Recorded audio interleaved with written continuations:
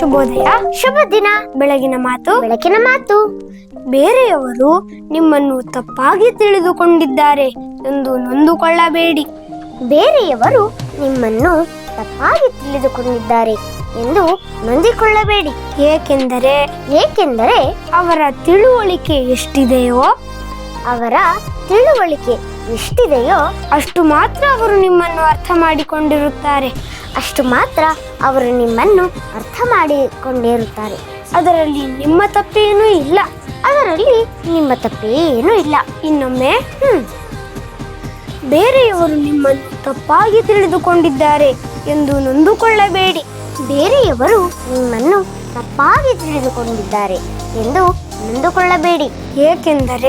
ಏಕೆಂದರೆ ಅವರ ತಿಳುವಳಿಕೆ ಎಷ್ಟಿದೆಯೋ